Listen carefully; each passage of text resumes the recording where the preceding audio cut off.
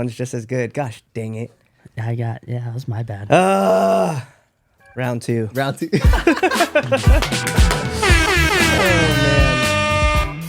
So for the second time, welcome back to the Good Dude, Good Dad podcast. I didn't press record the first time. I'm Jordan. Oh this my is gosh, Ben. I'm Ben. Today's guest is... Try to do the epic intro you just did. Gosh, Do it man. again. That was sick. All right. Well, anyways, thanks, Jordan. Jordan's a little sleep deprived. He's getting to experience what it's like having 3 kids. Whoa. He's gained a little pudginess on his tummy. And he came up to me the other day and he's like, hey, remember a couple years ago when you were tired all the time, you gained weight and you were just just constantly I said it complaining? nicer than that. And he goes, yeah, I'm sorry. I get it now. My son the other day, I walked upstairs and I had just started getting back to working out. So I actually was feeling good about myself. He the most enthusiastic way ever. He's like, Dad, congratulations. Your tummy's getting bigger. And I was like, oh my gosh. I'm gonna break me down that early. So anyways, today's guest is the one and only Mr. Alex DeHue. Do I say that right? Yeah, DeHue? that's good. DeHue. DeHue. He's I'm excited to have him. He came in clutch. We had a last minute cancellation and he stepped up just like the guy he is. But he's a former Marine. He's a brother in Christ. He's a business owner of multiple businesses and all around just a fantastic human being. You're definitely the definition of a good dude. He's not a dad yet, but we're going to kind of let him tell his story. But honestly, dude, it's been such an honor getting to know you over these last couple years. And we were saying before we recorded the first time is that it's really cool to kind of sit back and think about how we got introduced, because out of all the people that could have introduced us, it's a guy named Larry. Shout out to Larry if you ever listen to this. Lark Contractors. Yeah. But I hadn't seen Larry in a long time. Yeah. And this dude just, you don't forget Larry. He kind of sticks out, right? Yes, like you for can't, sure. he doesn't look like an average person. And so I saw them up at cruising the Santa Ana shop. I was like, oh shoot. And then I see these other guys come in and then Alex also stands out. You don't look like an average person. And, we started talking, found out he's a Marine. He's a brother in Christ. He owns a jiu-jitsu studio. And all 3 of those things, I obviously relate to. And, again, dude, just been a pleasure getting to know you. Let's have you kind of jump in and talk about yourself and how you grew up, and we'll go from there. Damn. Well, first, thank you for the introduction. 2 times. That was awesome. Fancy. And It reminded me of Step Brothers. You're naming off all the things you guys have in common. It's like, did we just become best friends? Yup. yeah. So yeah. Hey, thank you, dude. Mm-hmm. That's it's nice hearing things like that sometimes, right? so thank you.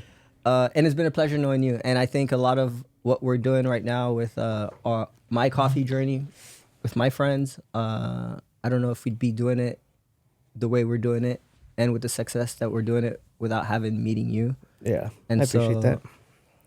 And so I don't know. I think about that, to be honest, especially the more time goes by. Yeah. How crazy it is that we met you, that Larry introduced us, and kind of how it all worked out. Yeah. And I'm actually really thankful, really thankful for meeting you. And you probably took at least a year out of us learning our coffee business, just by knowing you. And I think that speaks volume to you, kind of shepherding, Yeah. And obviously you have military background, so that's always been something that is instilled in us when we're in the military. Yeah. It's not just about what you do. Yeah. And it's not just about supporting your team, but it's about bringing the next generation of, junior Marines in and everything, kind of keeping the Marine Corps alive. 100%. And also, man, I want to say that's one of the biggest things that I admired about you, because you're not a gatekeeper. You're definitely keeping you have an abundance mindset where it's not hey, there's a finite pie. There's an infinite amount of pie in your mind, and the way that you're willing to use that to help other people is pretty awesome. Shoot. It Thanks, is. guys. It is. And you don't always meet people like that. Yeah. Not everyone's like that. I've learned that it's I think it is definitely a great quality to have, obviously, and it's something I've learned from watching my dad and my mom. They're giving with everything that they have. They always have been.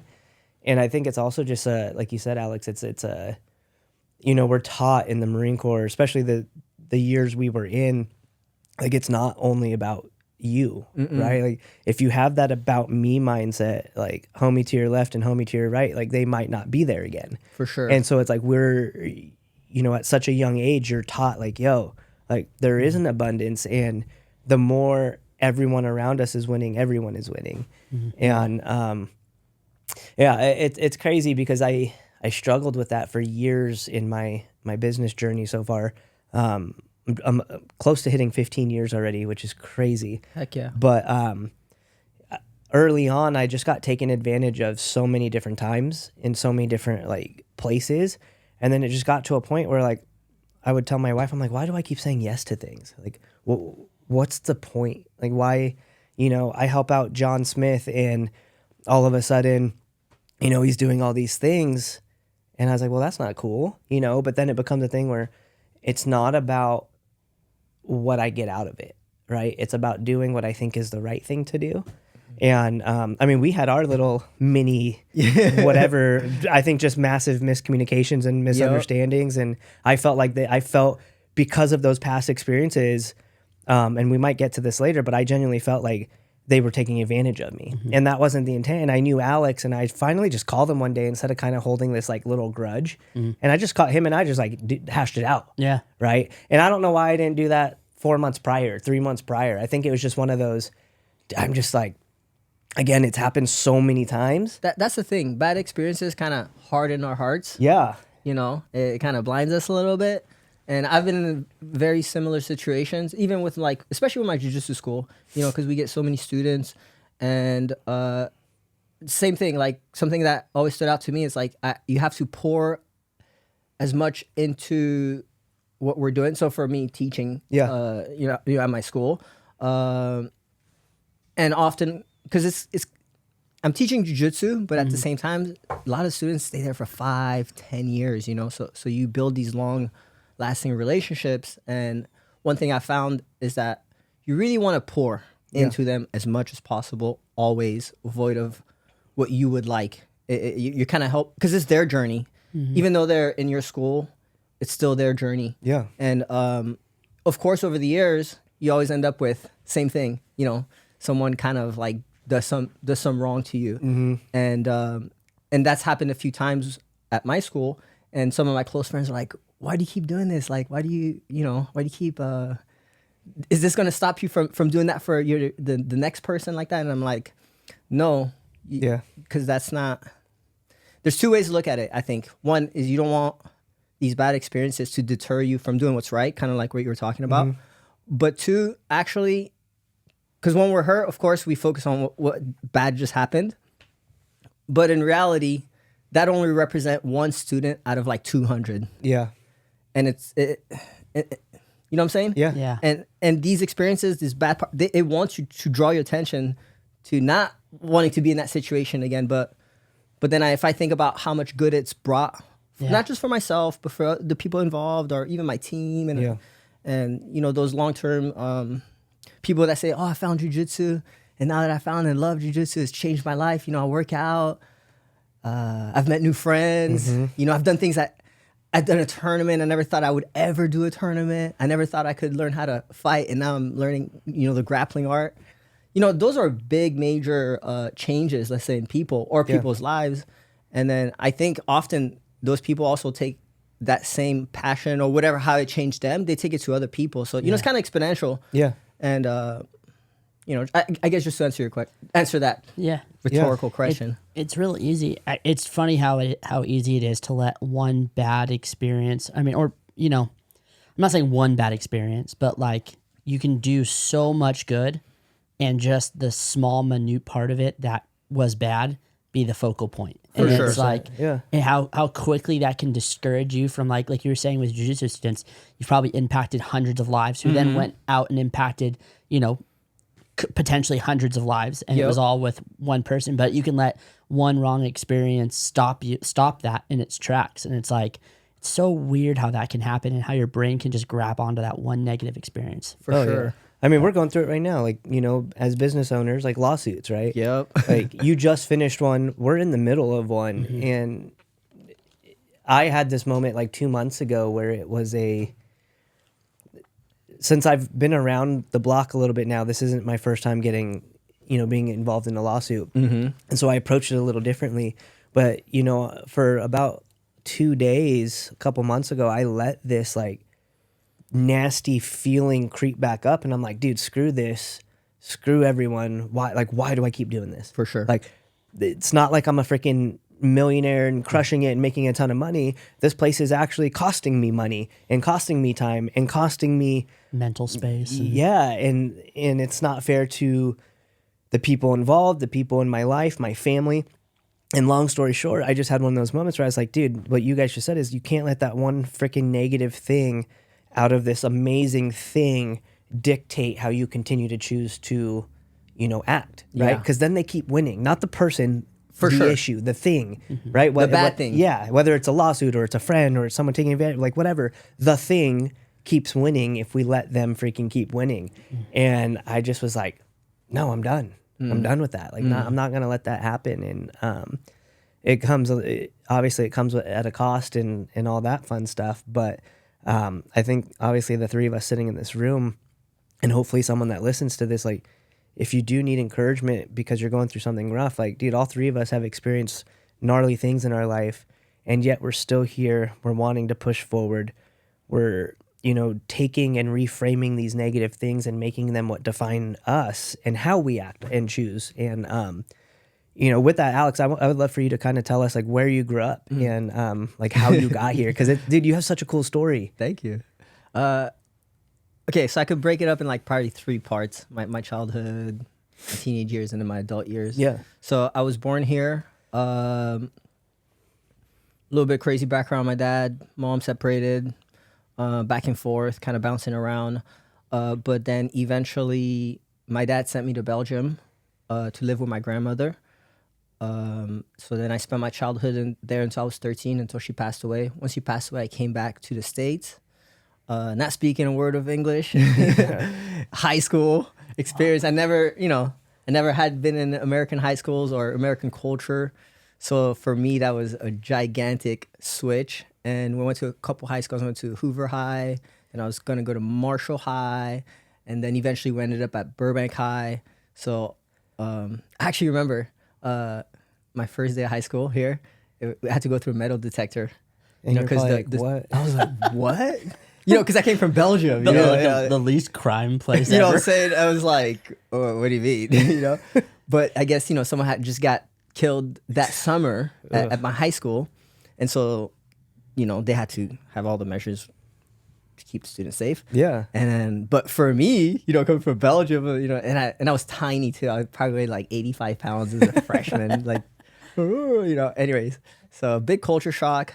Spent my high school years kind of bouncing all over the place. And then eventually when I was, I think like 15 or 16, I ran away because my life at home with my dad was kind of pretty wild. My dad has his own story too. He really had a crazy, I would say maybe similar to my upbringing, but probably worse. And then when I came back to the States, he was coming off of a murder case, which he was acquitted for. Dang. But that kind of background. So it didn't really work out when I came with my dad. So then I moved in with a friend. One of my friends took me in. So I finished my last 2 years of high school with that friend. And after that, I joined the Marine Corps when I was 17. Then went to college. And then kind of all over the place. Yeah. I don't know if that sums it No, up. that's a good thing, because I think when you look at it being, I think the Marine Corps as a whole, right? People would kind of assume that you like had the typical, not typical, but for more often than not, like you were raised here, you were brought up here, you wanted to serve your country. Why did you decide to want to join the Marine Corps when you didn't even spend your younger years here? Yeah. Well, okay. So my grandpa served in World War II. So he did D-Day. Dang. So we have that background. My dad was also in the Marines. So then I had that background. My mom, even though I didn't grow up with her, she was in the Army. So, all these floating. Then I grew up in Belgium. So the cultural, like growing up in Belgium, a big part of the culture is that you're really attached to World War I and World War II. And my grandma lived through World War II, and that's how she met my grandpa. Oh, You know, shoot. grandpa after the war, he stayed in Belgium and then met my grandma. That's crazy. Yeah, actually, I guess he was there on a mission. It's called Les Ardennes, which was one of the big turning points of World War II. It was in Belgium, and my grandpa was serving in one of those battles, and he just remembered that in that area of Belgium they were really nice to him. So he's like, I want to come back here when the war is over. So he did come back there, and then met my grandma. That's kind of cool. wild, you know? Yeah, that's dope. So this whole thing about World War II in America coming and kind of saving Europe is a big part of your background noise as a kid growing up over there. Yeah. And the cities, the landscape, the monuments, it's all World War II. So anyways, you just have this idea of military. And then I was a young kid that didn't have mom or dad. So I was always getting in trouble, always super, feisty about a lot of different things. And then I watched cartoons. So I think you combine all those things, Dragon Ball Z, animes, all these, it was almost like the perfect storm for this desire to, because I didn't have my parents, to be recognized and to that hero story. The hero story really always, I gravitated towards it so much, I think, as a kid. Yeah. So by the time I came back here to the States and going through life, trying to figure it all out, and the Marine Corps, actually, let's backtrack. 9/11 happens. Yeah. My senior year. I'm sorry, senior year? Yeah, senior year. 9/11 happens. And so it was almost like, oh, shoot. This is maybe the beginning of my hero story. Except, it's subconscious. I didn't say that out loud, but, it's something you kind of feel, oh, shoot, blah, blah. Yeah. And then I kind of got in a bunch of trouble, too, my senior year. Yeah. And one of my best friends, his sister was the recruiter. Oh, shoot. And so she was like, I'll go talk to the judge, Yeah. But you should join the military. And also I live with my friend. Yeah. It was just this crazy storm. And then I was like, all right, I get to serve my country. I get to be in the military, do something that I kind of grew up in a way idolizing, right? Yeah. The war is happening. And I also felt when you have a lot of appreciation for things, right? So I didn't grow up with too much. So I appreciated America in a deep way. Like I was like, damn, this is awesome here. The fact that at high schools you have teams of all the sports. Mm-hmm. In Europe, you don't really have that. You have to go to clubs to play sports. But here in America, every high school has not just a sport, they have all the sports, all the facilities, and you get to play against other high schools, and everybody comes and watches. It was just mind blowing all the time. So I guess it just made me appreciate America. And then when 9/11 happened, obviously,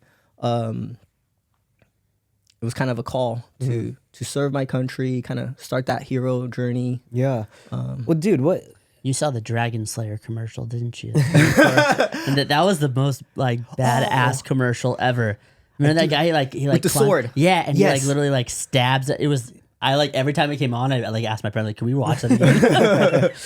Well, dude, if you your hero story, if you think about it, 9/11, arguably one of the biggest history altering things in our lifetime. Yeah. Right. What decided to make you want to do that? Because a lot of people were scared or didn't know. I think it takes a special breed of human to want to go do that right after, right? Yeah. Some will answer the call, right? Right. Or, and no offense to people that didn't, they'll be like, oh, no, that's not the right time. Yeah. What was it for you? I know you said this hero journey, but dude, you just got here. Yeah. America wasn't your home. Yeah. But you felt the call to go and defend it. Yeah. It's kind of a hard question to answer, because obviously I was in a rough spot at the time, and so joining the military was gonna help me a lot. So obviously there's that whole variable of, it could help me go to college. You know, it could help me give me a good baseline. At the same time, you know, even when I was growing up in Belgium, I never said I was Belgian. Okay. I would say I'm American. You know what I'm saying? I got there when I was 4, so I actually didn't even speak English, but I would pretend that I spoke English, you know, in the courtyard with the other kids so that I get a little bit of clout, you know? I love that. Yeah, I was like, and then I'd even get picked on for being American. Yeah. You know, if they found out that I was American. That's so funny. So I think it was still my team, you know, Yeah. you know. And so when I came here, although it was a new culture shock and learning about America, I still felt always really deeply attached to America. And you know, like you said, I think there was just that yearning to, as men, like we want purpose, you know, we want purpose, and it's hard to look away from something that like 9/11 happening, and I have the military opportunity right here in front of me. Yeah. You know, and you're a 17-year-old teenager who's always getting the fights. I'm talking about like I was getting fights all the time, like suspended, kicked out every year.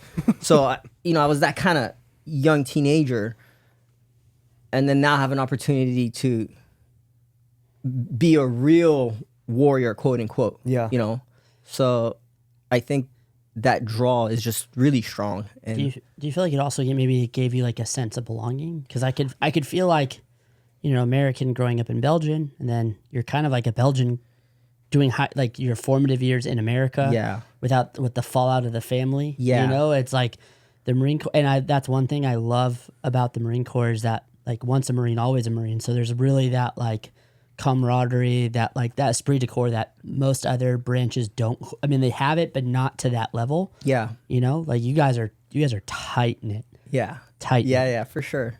The sense of belonging, I would say, yeah, for sure. Because I grew up. Did you guys ever watch Dragon Ball or anything like that? A little bit. Little bit. Yeah. No. Okay, so the archetype is pretty much it's a hero that grew up without mom, dad. Yeah. You know, they're different. They're the outcasts, and the way they make it through becoming the hero is making a lot of friends. So being very happy. Yeah. And going through the rite of passage of almost any rite of passage they can find. So for me, when I first got here, getting on the football team was my first rite of passage. You know, passage. Getting into varsity, getting to play, getting, you know, becoming popular. You know, like because that was something that was a little bit foreign to me when I came here. Because we didn't. Not saying kids don't want to be popular in Europe, you know, but when I was in Belgium, I felt like things were just. People are just people, and it didn't really matter. But here, it matters a lot.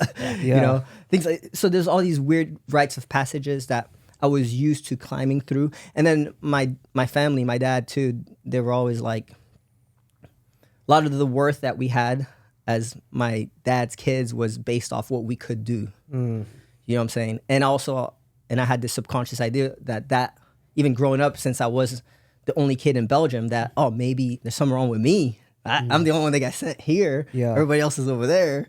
You know, maybe I didn't do enough. Dang. So I should learn to do enough. So all to say, yeah, I'm sure there was a deep sense of belonging. I'm sure there was. Actually, there was, yeah. And I felt like and I felt like something I could do. It sounded really difficult. Yeah. You know, and I could be part of that. And if I could do that, it's a big achievement. You know, there's all those. Oh yeah. Feelings that, yeah. Dang. And what was it like for you when you joined the Marine Corps? We don't have as many veteran guests yet on the podcast, but like give us like kind of the highlight of what those years were for you. Because I can give you mine. Yeah. You and I have talked about it. You and I have talked about it. But like for you, like what aspect? Just so I know what you're referring to exactly. I think since we are, you know, good dude and good dad, and our whole idea and concept is to try to make better men. Mm-hmm. How did the Marine Corps help you become the man you are? Okay.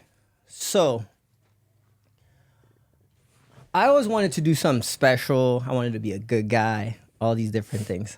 However, growing up the way I was growing up, culture, life, there was all these really bad habit, value system misalignment of how to achieve life, successful, you know? So for me, the Marine Corps, man, it did so much. Like, and obviously I didn't know that right away. It took a few years before, but it did so much. The first big thing it did is held me accountable, like to a degree that I had never been held accountable. Because you know, you could do things good, but always trying to find how to cut corners a little bit, you know? Yeah. You know, yeah, for sure. And in the military, they catch you. You know? And there's a thing of, for whatever reason, I would always get caught. Like, I'm taught the stupidest thing, and I'm like, gosh, are you kidding me? How did this happen? One of the big ones was, well, first, I was always laughing. But I didn't try to laugh, you know. Yeah. To me, it was just funny. My dad was a prior Marine, so a lot of these things I'm familiar with, you know. Yeah. And then I see these grown men break down in boot camp or saying stupid things that are super, you know. And I'm just like, what the? It's like, oh, you think it's funny to you? Oh, good, you know. So I was targeted right off the bat, like right off the bat. And I remember, I don't know, about a month in, I was the guide, you know, for a while. Yeah. And then I did something stupid and then got fired. And then there was just shame on recruit DU, you know. So then, and at that point, I was so young too. I was 17. So I was like, F this, man. You know, I was still going to finish boot camp. Yeah. But I'm like, man. You're going to skate by. Now I'm just going to skate by. F this. Like, I felt like the cards just fell against me, you know. So I was like, forget these guys. So I'm just going to skate through. Anyways, so by this time, I'm always in trouble. They're waking me up in the middle of the night, like flipping my bed, sending me to the shower head, and then the shower head, the shower room, they turn on everything boiling hot, right? But we're in MCRD, so it's cold, and so it's just a steam room. And I walk up like middle of the night, like what's going on here? You get in there, start pushing. You know, I'm like, oh my god. So they would set up things like that just for me. And at 1 o'clock in the morning, I'm just doing squats, push-ups in the middle of a like sauna, you know, like that they spent all night prepping. Yeah. Anyways, so this also caused, because you know I was messing up at that point, that they would also not let me eat that much. You know how that was. Yeah. You get your plate, you're excited, you're hungry, you've been spending all these hours, and I would sit down, and right when I took one bite, get the out of here. Yeah. And I'm like, oh, shut my mouth. So, anyways, long story short, I snuck some freaking peanut butter. The peanut butter in my packets? freaking pack. Yes, dude. We're at the chow hall, so I'm like, man, these guys not gonna let me eat, but I need to eat because I was a small guy to begin with. So I was like, I'm gonna die of hunger, you know. You feel like that, you know. So I stuck a bunch of peanut butter in my thing or whatever, and then they had me on some kind of night duty where I had to they want me to draw something. You know how sometimes they give you special bills to do something. They wanted me to draw something. Oh, for the flag, for the guidon. Okay. So I was doing that. And then I'm talking about 1 o'clock in the morning, 2 o'clock, you know, middle of the night. And so I'm like, oh, this is a good time for me to refuel. I start eating the peanut butter. And then guess who freaking comes walking in? I'm freaking, and I'm talking about I'm sneaky. You know, I'm like, whoa, I'm shoving all in my mouth. And the bulldog, no, was it? Who's? The bull, like the short? Senior drill instructor right below. Who's that? Drill? Is it the drill? Drill, sir? Probably. Drill some? Second in command. Yeah, I know what you're talking about. I can't remember the name either now. So this dude walks in, dude, and he hated me, by the way. I'm talking about like this guy would take me out and then just have a 1 hour destruction. He hated whatever.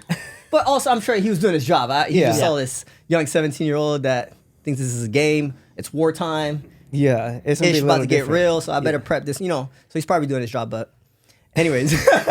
He walks in right when I'm eating at 1 o'clock in the morning. And then I shove it all in him. And I'm like, you know, come to attention. Senior drill instructor on deck or whatever. You know, whatever that ditty was. And he's like, what are you doing? And I'm like, just working on the flag, you know, the guidon, sir. And then he kind of checks it. He's like, okay. But he could just tell someone's off. and I'm trying to swallow everything. And I do. So by the time he open your mouth. So I open my mouth. He's like, move your tongue. And I'm like, yes, I made it. And then he kind of takes one more like, hey, he's about to walk away. He walks back, and then he just starts tapping down my pockets. And there was a rapper in one of them. Oh, he's like, oh, good mother, good mother, good. And it's just me and him, and I'm like, my world just fell. I'm like, oh no. So he goes back out, and then he drags me to where we're all sleeping, but it's nighttime, so everyone's sleeping. And then he just starts talking. He's like, good motherfucker, good. Recruit the Hugh here has fucked you, all of you, no integrity. This guy is eating while you're sleeping. You're just going off. Yeah. But don't worry. I got something for your ass tomorrow. You guys are all dead. And it's all because of the Hugh. And I'm like, oh, no. Anyways, things like that. And that's just one. Yeah. That's just one. Like, I have so many of those stories. But anyways, to sum it up, what the Marine Corps do for me, at very first, it held me accountable. And this is obviously a small example of it, but time and over again, it started drilling those values into me. Like, never lie, never cheat. Not saying I didn't lie or cheat, but it started actually like pressing on me. Yeah. And these are things I knew to be right? Because my grandma would take me to church a lot growing up, but then I came back to the States, and then my dad was like, no, you're not going to that. Like, I would have to lie to go to these Christian youth groups. Mm-hmm. I'd have to say, oh, I'm going to go hang out with a girl so I could go to the Wednesday night. It's called Young Life. Yeah. I have to say things like that. But so these things were kind of instilled in me as a kid, a good value system. But, I came here, and it was kind of all over the place. And then I think the Marine Corps kind of like start pressing on that on me. And I like that. And then it also, like all men need, is a real good challenge. Like it really formed it. We need those hard experiences to really push the limit, to kind of reveal who we are. Because I was like I said, I got in so many fights, and I was a really good athlete. So in my head, I'm the next big thing, And then, but the Marine Corps gives you enough challenges to show you that, nah, you're not. One, you're not, and even if you are, it ain't really about you. Mm-hmm. It's about the Marine Corps. It's about the guy next to you. So that was my first like introduction to that on a real level. Yeah. Of course, you experience that like playing football or the team sports, but on a real level where it's life or death, the Marine Corps did that for me, and it gave me like a really good baseline. I think. After the Marine Corps, did you do 4 or 5 years? I did 6 years because I signed up as a reserve. Oh. Yeah, I signed up as a reserve, but obviously with the war, we got activated. But so I had 6 years. Yeah, 6 years. And then 2 years inactive. So yeah, your total of 8. Like after your time in the military. Yeah. 2 deployments, 3 deployments? 1 deployment. 1 deployment? So like. Detachments too, but only 1 Iraq deployment. So you're going through like, just to put in perspective for people, you went right after 9/11. That was one of the most like wild west times there was, right? For sure. And to just be there as a young man going through the games of boot camp, right? And just getting messed with. Like the whole point, and for someone listening to that and thinks it's like childish or doesn't make sense, there's a reason behind the taunting and the wearing you down and the picking on you. It's genuinely to break you down, and so they can kind of build you up in a way that you can carry yourself in a different light, right? Yeah. Like if we were just these punk kids from Orange County going to Iraq and Afghanistan, like bro, like come on, like no, like you don't be on the news a lot more. Exactly, right? And so there's a reason. It's not just to be a jerk. There's just so many reasons. But what did you do after the Marine Corps, and what was your challenge like assimilating back into real life? Okay, so, well, first, when I got out, it was my last year was 2 years. 2005. It's 2005 or 2006. So I got out in 2008. in 2005 or 2006 is when I deployed, and then that last year I was on like medical hold. Okay. Okay, so those were my last 2 years of the military. So my last 2 years of the military is coming straight out of the war. Mm-hmm. So for me, and I'm young, you know, so I just went through this, what I felt like was a gigantic experience. My family's not really here. I'm trying to still find my way in the world. And at the same time, so there's this gigantic confusion. And at the same time, I'm really clear that I really want to do something that's meaningful and something that I love. Mm-hmm. So, right? So I have these kind of ideas like floating. And for me, something meaningful that I loved was, I'm going to pick up a famous fighter. You know, I'm going to make it into the UFC. Yeah. So from my goal coming back is I really wanted to pursue only the things that I love. Because by that when I get out, I was 20. So I joined when I was 17, 6 years, 23. I think by the time I got out, I'm around 23 years old. And I feel like I've dedicated a long time to doing the things I'm supposed to do, including, and I also finished college. Yeah. Okay. So I want to get my bachelor's degree and all that.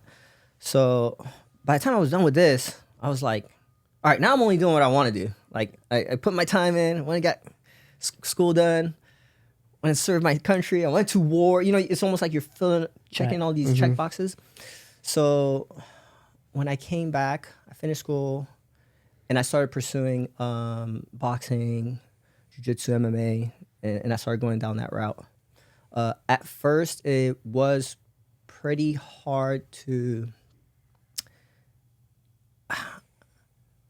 It wasn't easy to assimilate. I was in a lot of stupid things, including, like, let's just say, I was riding motorcycles like a maniac. Yeah, you know, the thrill. I was either playing video games or training hard, or I was, you know, just it was always intense.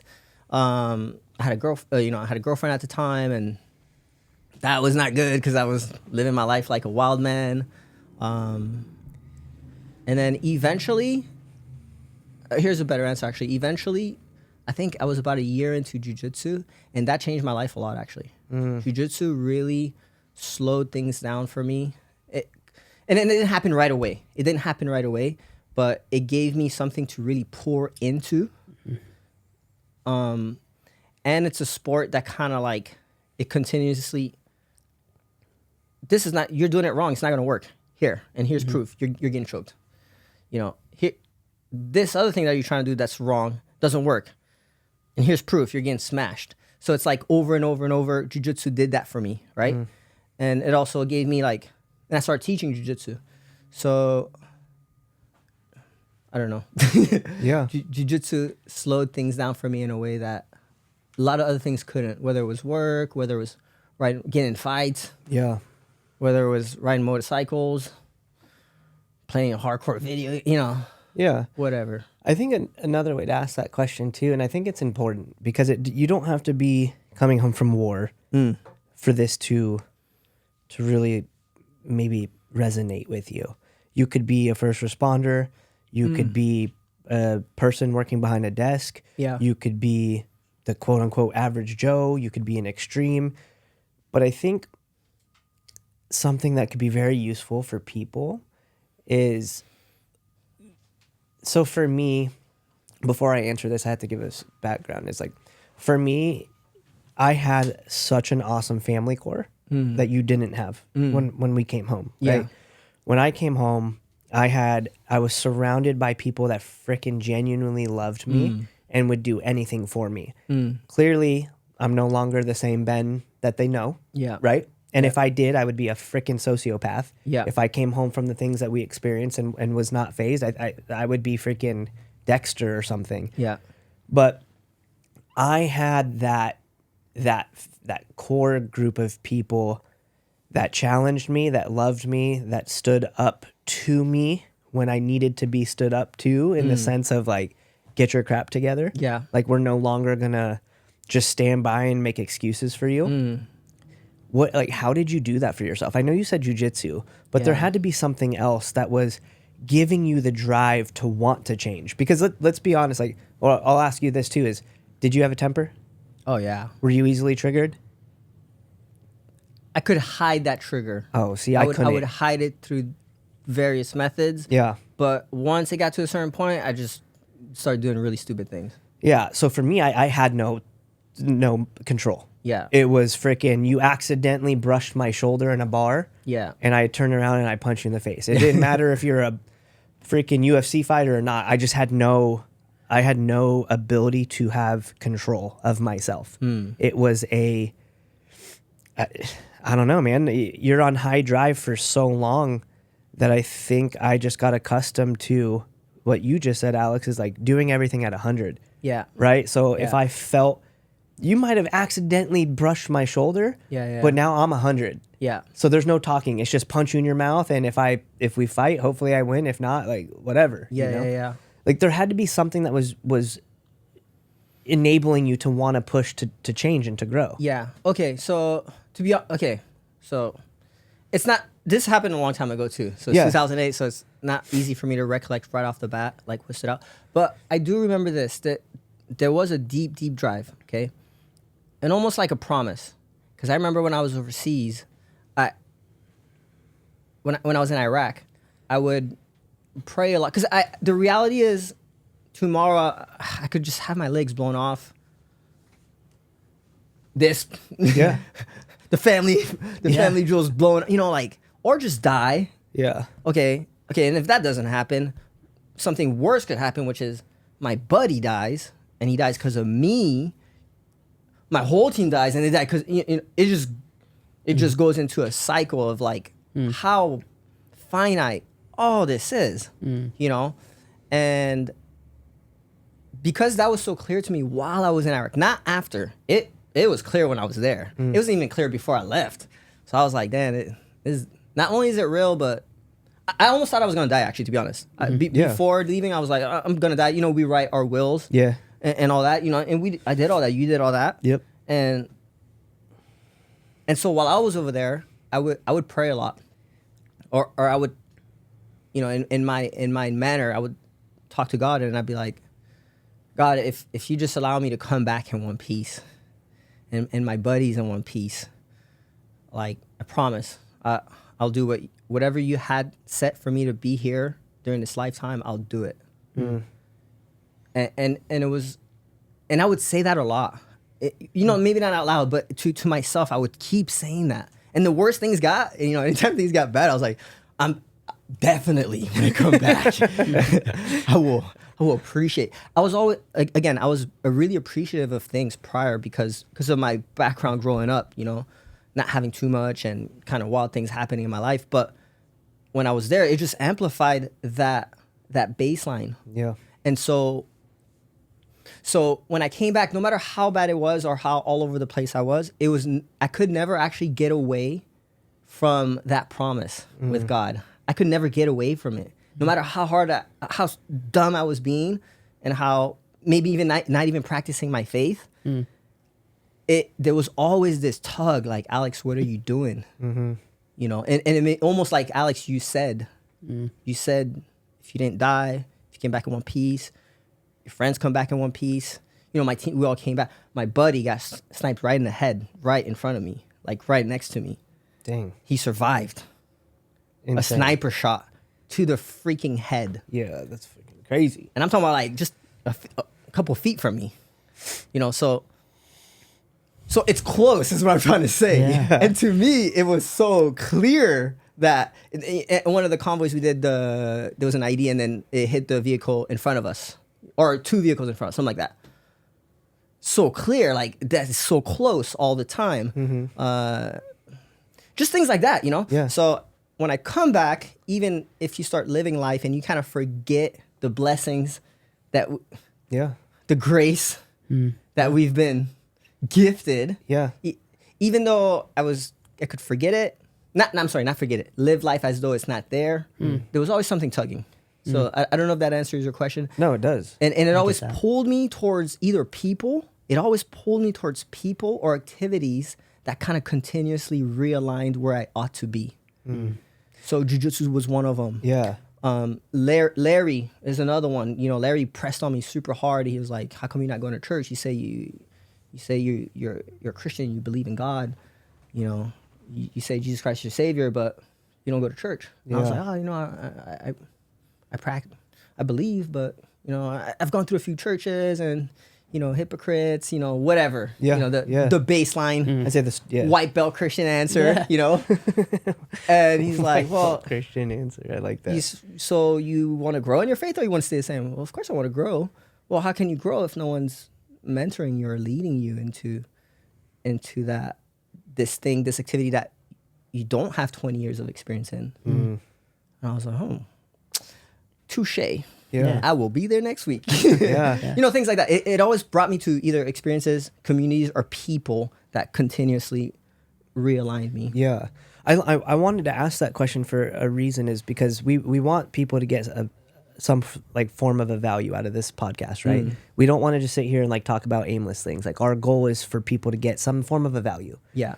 And what you're talking about might resonate with somebody and it might not, but the value that you're bringing and the encouragement that you're bringing is, dude, it doesn't matter what you're going through. There is always a way around it, right? We just have to be able to be willing enough to figure that out. And for you, you know, obviously it was your faith in that pool. For me at that time, it was family and friends. And obviously I had my faith in God as well. Yeah. You know, Jordan went through some gnarly stuff. He had a wife and kids. Like there's these things, and, you know, whether you think it or not, Jordan, like that, after you had your stroke, like the will for you to not want to live, but the will for you to live is something as simple as your wife and kids, right? Yeah. And so it doesn't matter what we're going through, as long as we have that willingness to be able to want to like face it, right? And so that's the value you're bringing with your answer and with your story. And I think it's evident in the last couple of years of myself getting to know you. Like you said, you were always drawn to something, people in jiu-jitsu, right? The Marine Corps, Larry, God, Marine Corps, and jiu-jitsu are the four things that brought like you and I together. Yeah. Coffee was the side effect to that, right? Yeah, absolutely. But I've seen you do it. I've seen you in your jiu-jitsu studio. Like your school. He owns a Gracie, Barra, Garden Grove. If you're ever in that area or you're looking for a gym, we'll tag Alex. You could hit him up. But I see it in the way you instruct your people, dude. And I've only been there a few times, and every time I'm there, like, dude, I reference you to Todd still to this day. I'm like, dude, I only went to a couple of his things, and the way he teaches, the way he interacts, and I literally mention you still to this day, and because it's impactful. He also is one of the owners of Raised by Lions Coffee right down the street from where we're sitting right now, and I see it with your employees. I see it with the customers. Dude, you were doing the same crap at our store before you opened with customers, right? Like, you're always gravitating back towards people. And so I think one of the things Jordan and I love is like when we have a guest that we have a relationship with, like I can tell you, if you're listening to this, Alex is not just blowing smoke. He is genuinely what he says he is. And the things that brought you to this point, you genuinely live out. Right? Like I see you going to church. Does that mean we're perfect? Absolutely not. Right? No. We live in a broken world and we're broken men. But the fact that you have the want and the will and the drive to, one, better your faith, two, better yourself as a man, to be a good dude, to be a successful business owner, like there's so much that goes into all of those different things. And I think it's one of those things, man, that like people need to hear it, right? Like they need to hear it. It's not us sitting on this freaking platform with the microphone and just talking about all the rad things we do. Right. Like you had real life struggles. You didn't even freaking grow up here, and you still went to war for the country. And look what you've like built for yourself, right? Thank you. The last question we want to ask is, again, you're not a dad yet. Maybe you will be someday. Maybe you won't. I don't know. I hope so. Yeah. So what do you think makes you yourself, because you are a good dude? And if somebody is listening that is maybe just struggling with where they're at, or thinking like, oh man, there's no freaking hope for me to be a good guy. No one's going to love me. I'm not going to be a good dad.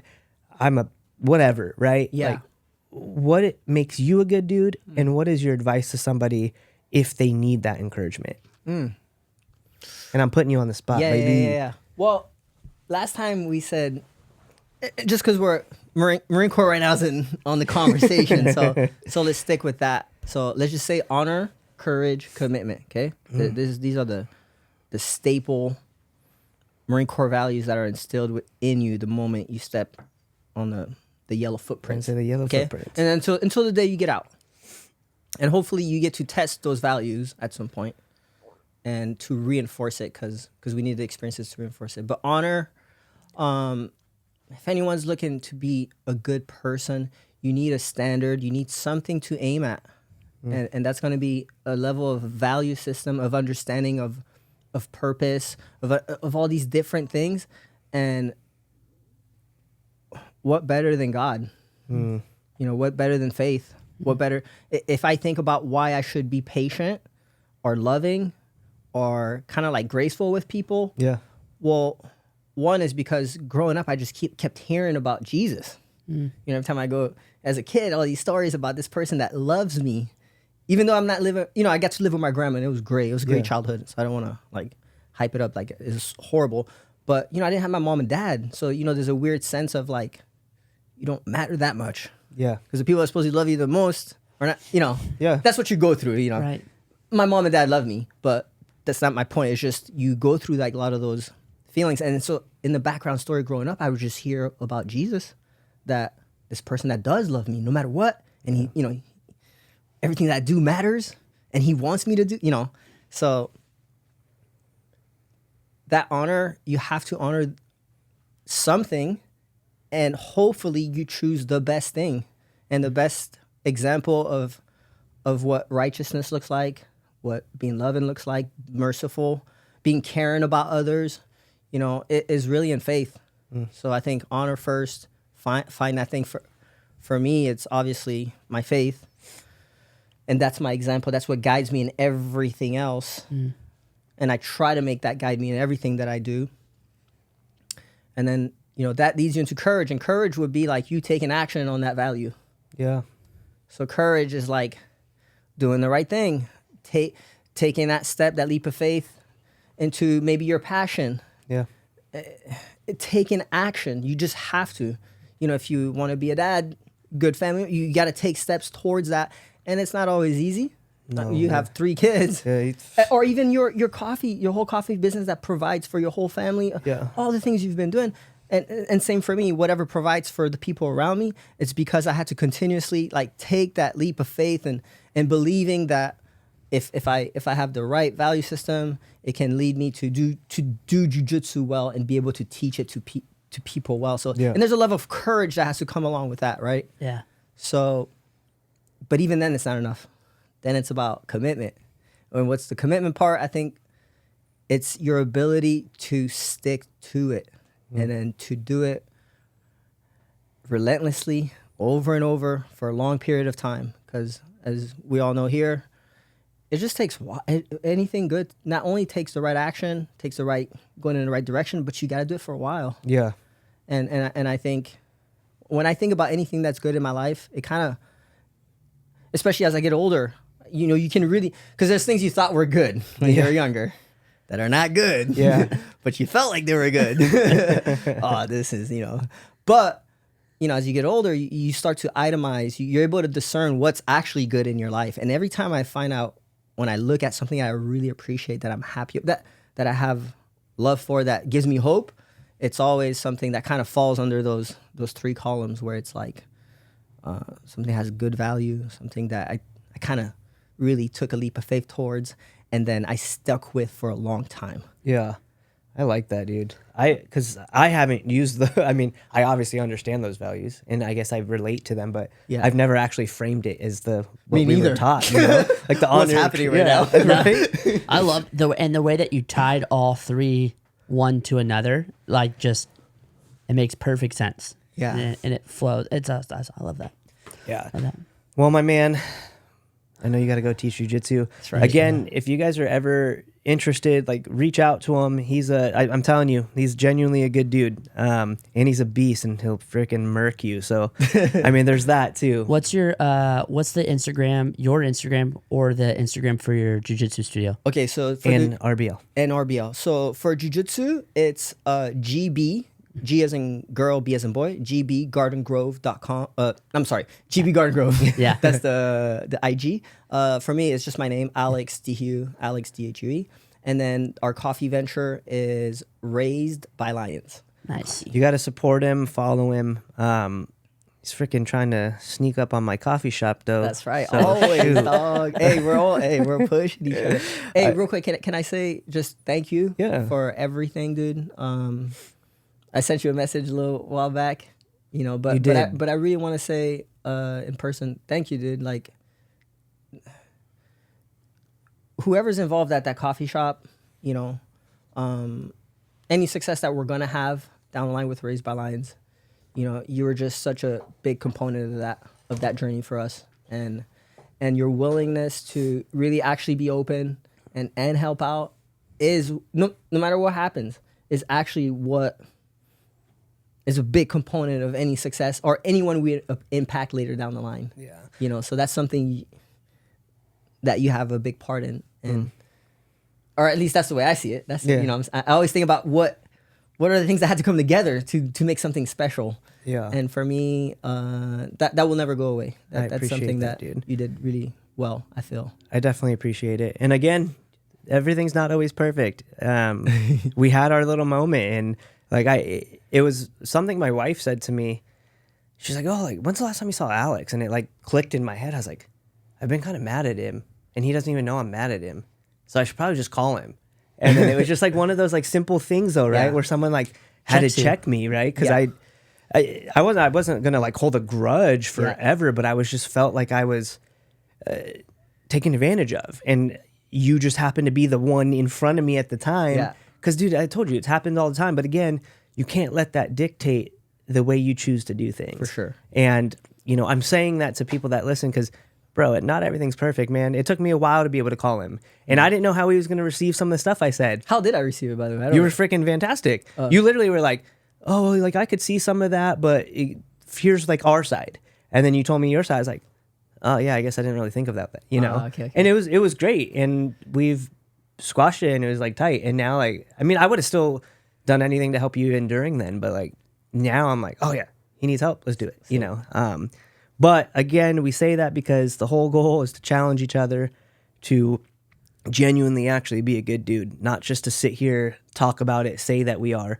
But man, we all freaking mess up, and it's just about how many times we get up and fix it. So we appreciate you, my man. Yeah, thanks for coming on.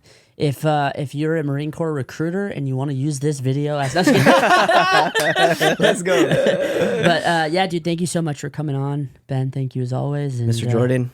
Be a good dude. Be a good dad. Thank you, Jordan.